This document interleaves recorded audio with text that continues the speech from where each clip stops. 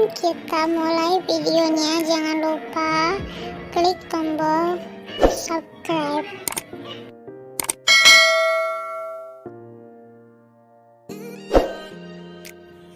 Jangan lupa like, komen, dan share. Assalamualaikum warahmatullahi wabarakatuh. Perkenalkan, nama saya Anaja Rahmadewi. Saya dari Universitas Juanda Bogor, Fakultas Perguruan dan Ilmu Pendidikan, dengan prodi S1 Pendidikan Guru Sekolah Dasar. Pada kesempatan kali ini, saya akan menjelaskan materi dan mata kuliah psikologi pendidikan. Materi yang akan saya jelaskan yaitu mengenai definisi dan ruang lingkup psikologi pendidikan. Baik, untuk mempersingkat waktu, mari kita bahas. Pembahasan pertama yaitu hakikat psikologi pendidikan. Psikologi berasal dari kata psyche yang berarti jiwa, logos yang berarti studi, kajian, dan penelitian. Jadi, apa itu psikologi?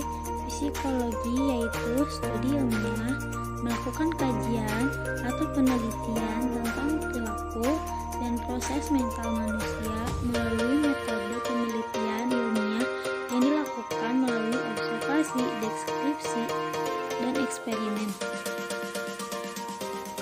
Dari psikologi ini, kita garis bawahi perilaku dan proses mental.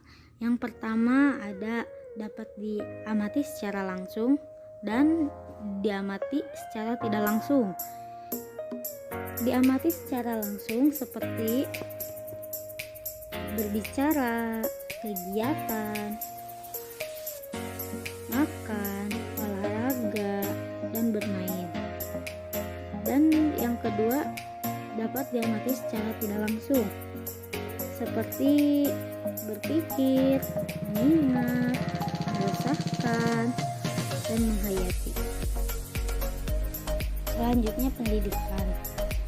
Pendidikan adalah usaha yang dilakukan secara sadar dalam rangka membimbing dan mengarahkan perkembangan anak ke arah dewasa. Maksudnya ke arah dewasa itu seperti bertanggung jawab terhadap dirinya, keluarganya, masyarakatnya, bangsa, dan negara. Bertanggung jawab terhadap segala risiko dari sesuatu yang telah menjadi pilihannya. Jadi psikologi pendidikan yaitu studi tentang proses belajar manusia yang terjadi di dalam lingkungannya. Adapun ruang lingkup psikologi pendidikan, yang pertama efektivitas intervensi pendidikan, yang kedua psikologi pembelajaran, yang ketiga psikologi persekolahan, yang keempat perkembangan siswa dan proses belajar, dan yang kelima kelompok-kelompok siswa. Yang pertama, efektivitas intervensi pendidikan merupakan keberhasilan dalam suatu pencapaian tujuan yang dilakukan oleh pihak yang terkait dalam pendidikan yang berperan dalam keberhasilan pendidikan. Pertama, peserta didik sebagai yang belajar, orang tua atau guru sebagai pihak yang membantu peserta didik dalam mencapai keberhasilan dalam belajar. Yang kedua, ada psikologi pembelajaran. Yang pertama, guru harus menguasai konsep dan teori psikologi dalam pembelajaran. Yang kedua, ada fokus tingkah laku siswa dalam pembelajaran, komunikasi efektif, perkembangan siswa, lingkungan belajar. Dan yang ketiga, ada psikologi persekolahan yang mengatur dan menata organisasi persekolahan dalam suatu sistem pendidikan. Dan yang keempat, ada perkembangan siswa dan proses pembelajaran. Yang pertama, proses pembelajaran disesuaikan dengan proses dan fase perkembangan serta tingkat perkembangan siswa. Yang kedua, menerapkan teori-teori belajar sesuai dengan belajar perkembangan siswa. Dan yang ketiga, ada motivasi belajar siswa. Dan yang terakhir ada kelompok-kelompok siswa. Siswa berkebutuhan khusus, siswa gifted, berbakat kesulitan belajar, terbelakang mental, kelainan perilaku, tuna wicara, siswa dengan penyakit kronis atau AIDS. Apa sih psikologi pendidikan itu? Fokus psikologi pendidikan dibagi menjadi 3. Yang pertama, pencapaian hasil belajar. Yang kedua, kesehatan mental peserta didik. Yang ketiga, penyesuaian sosial peserta didik. Fokus psikologi pendidikan, gimana sih caranya?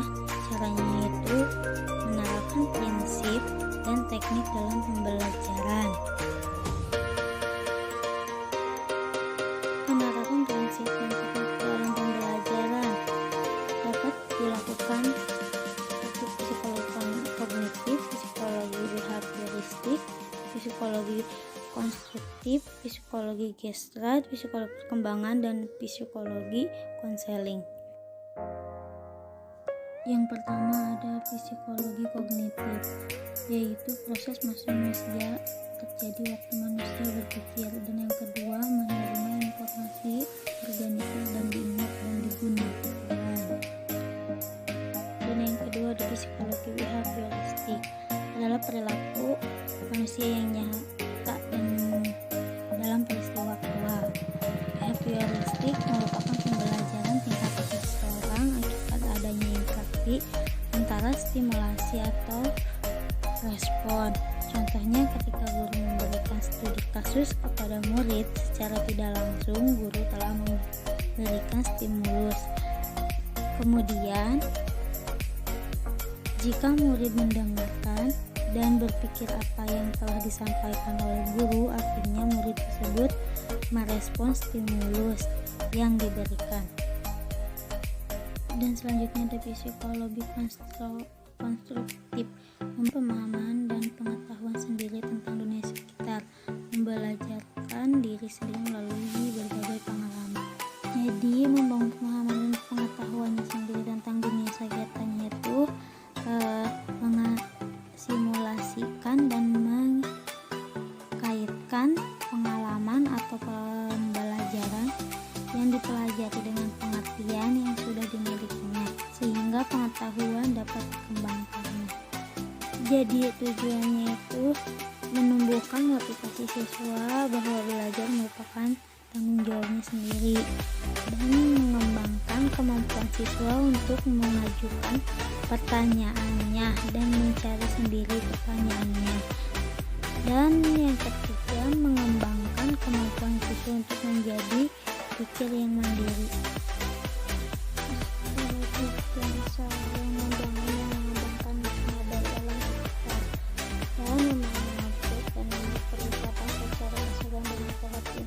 Yang tidak terpisah-pisah. Dan selanjutnya ada psikologi perkembangan, yaitu perubahan-perubahan perilaku dalam diri seseorang sepanjang rentang kehidupannya. Dan yang kedua ada berkaitan dengan perbedaan dan kemiripan di antara orang-orang dalam sifat perubahan tersebut. Dan selanjutnya ada psikologi konseling, yang memberikan bantuan atau konseling terhadap siswa atau individu yang mengalami kesulitan dan membutuhkan bantuan dalam berusaha mengatasi kesulitan tersebut.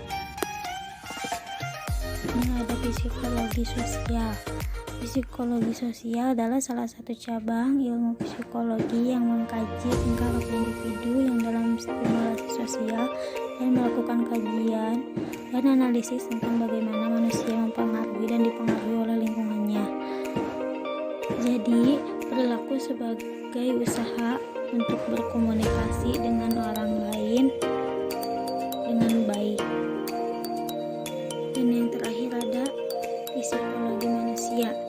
Psikologi manusia adalah disiplinnya ilmu yang mempelajari lebih dalam tentang pikiran, mental, atau perilaku manusia, meneliti